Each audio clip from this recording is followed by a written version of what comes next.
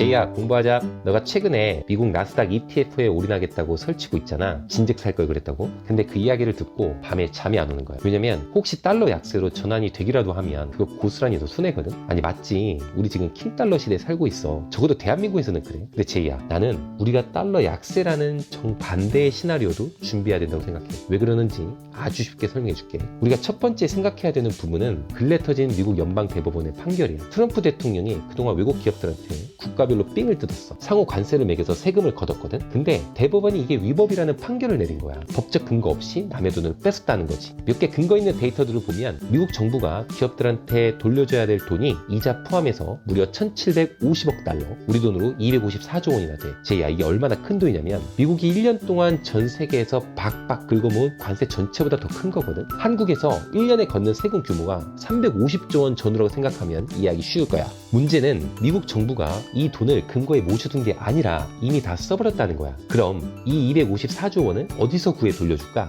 결국 미국 정부는 빚을 내기 위해서 국채를 더 많이 찍어내거나 달러를 더 인수해야 돼. 시장에 달러가 흔해지면 가치는 어떻게 될까? 당연히 떨어질 수밖에 없겠지. 그럼 이게 우리나라랑 무슨 상관이냐?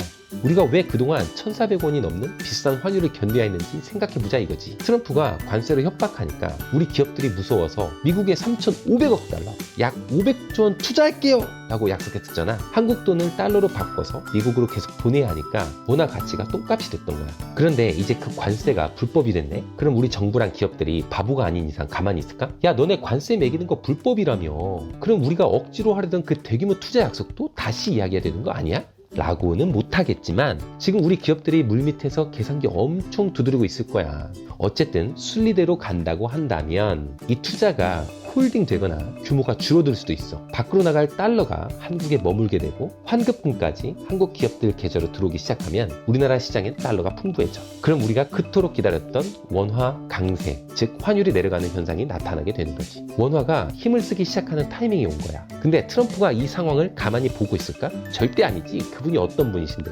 우선은 트럼프가 대법원 판결 직후에 무역법 122조라는 것을 꺼내서 전 세계 10% 관세를 또 때리겠다고 맞불을 놨어. 실제로 미국 재정 적자는 2,700조에 육박하기 때문에 어떻게든 다른 관세를 때려서라도 그 돈을 메꾸려고 할 거야. 여기서부터 좀, 아니 완전히 소설이긴 한데 내치의 실패를 외치로 덮는다. 그 외치가 뭘까? 바로 전쟁.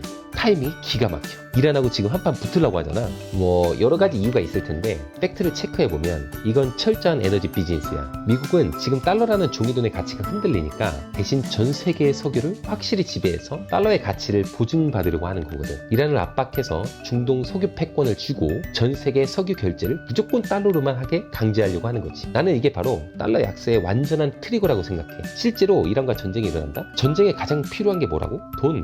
달러는 기축통화니까 어떻게 할 수 있지? 찍어낼 수 있지. 결국 전쟁을 위해 어마어마한 돈을 찍어낼 거야.